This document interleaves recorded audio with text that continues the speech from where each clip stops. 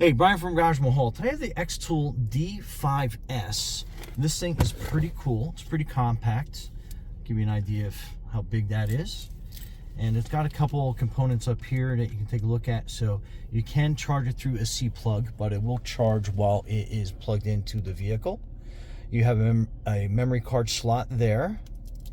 And it does have a nice moisture resistant cover on it. That's your power button. So what we'll do is we will hook this up to the top, and then that is your OBD2 connection, which on this vehicle is under here. And every vehicle is a little bit different. If you're unsure, you can always ask Google where your OBD2 connection is on your vehicle. Okay, so that's in. And typically it will auto start, but sometimes you might have to press the button, hold it down for a quick second for it to start up. As in this case, so we'll just hold the button in.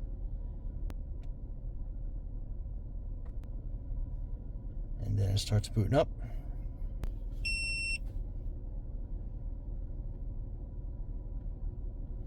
Okay, so this is basically your home screen. There's a bunch of stuff on here. You have an auto scan, diagnostic, OBD2. You have special function, updates, and more. So we'll start here. So the more will give you, your account, diagnostic report, settings. So in here you can turn it to metric or English measurements. Your account, that you can go in there and set up your Wi-Fi settings. This is your cursor back.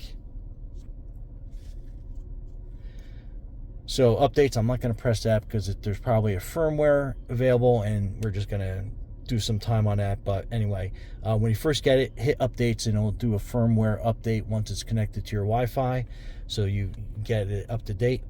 Special functions we hit, you can do a bunch of different stuff on here.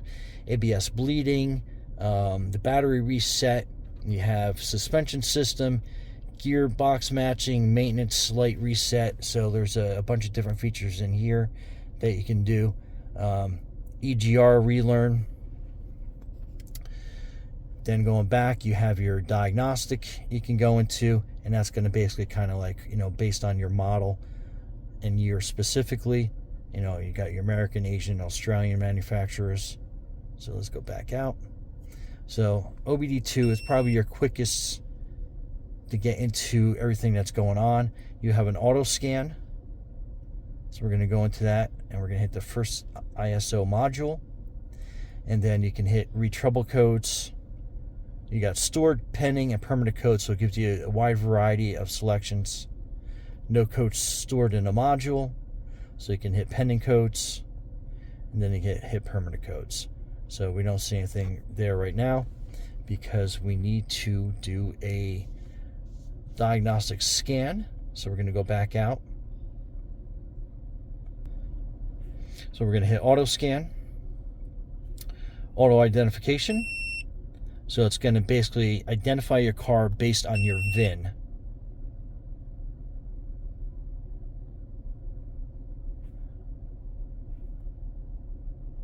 Okay, so obviously I'm not going to show you that, but it has your VIN. So it's showing a GMC Acadia 2018. So we're going to go back, and it was communicating. So now it knows what vehicle we have. So we're going to go back into the OBD2. We're going to hit auto scan again. First module.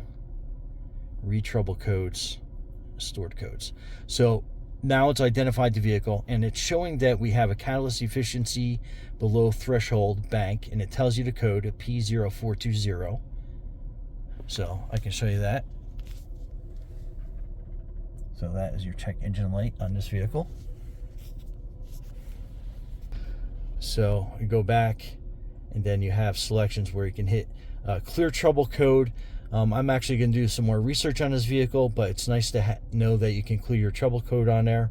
Let me go through a couple more data points, and we'll go back to that. So live data. And you get a multitude of live data points.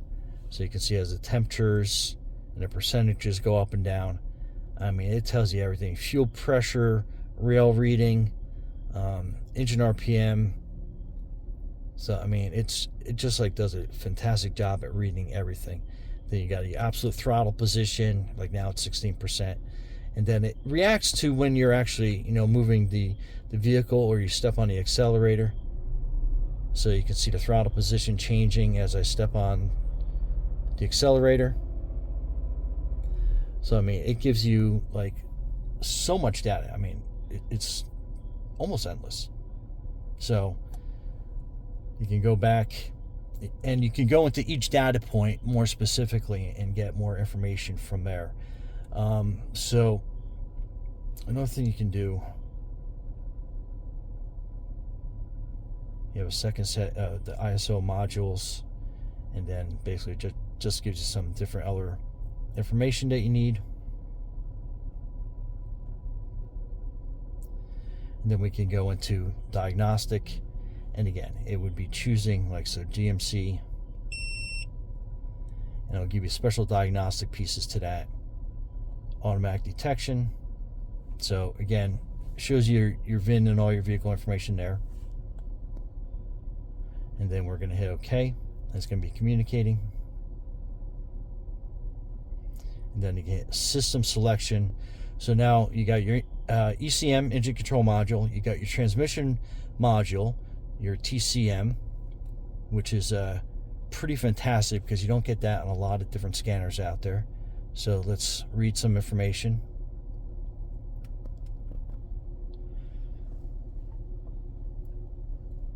So this is going to give you information on your transmission and all the modules,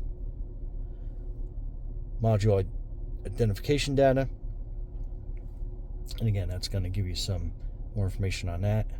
So we can go back out. Then you can read DTS display up and down shifts control circuit. So there's obviously a little bit of an error there that we have to take care of. And diagnostic test. So that basically, that just gives you some more data points. And then again, you can get live data,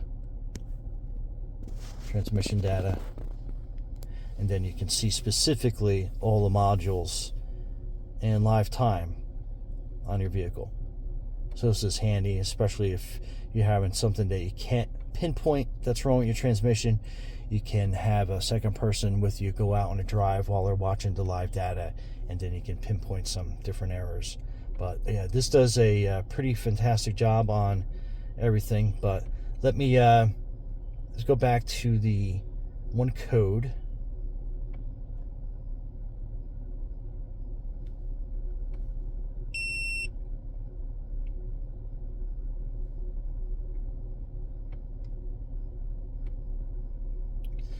So if I wanted to clear the module, so I'd hit like yes on that, and then that would clear the engine light. All right, and as you can see, the check engine light is off now. Okay, so that basically cleared the error out, so we don't have to worry about that. But I know what the problem is. We have a basically catalytic converter that is not working properly, so we'll end up changing that out. So that check engine light will come back on at some point, but it's a good way to basically figure out what's wrong. If you got a code in error, you can clear it, and if it shows up again, you know for sure that that is what the actual problem is, and then you can decide whether it's a a sensor issue or an actual mechanical issue. Sensors really don't fail that often. This will help you diagnose what the issue actually is, and you'll be able to pinpoint it. But again, this has like so many menus and options. It's just like pretty fantastic overall. But definitely something you want to add into your toolkit for sure. That way you can pinpoint errors and issues with your engine control module, your transmission, or any other module or sensor on your vehicle.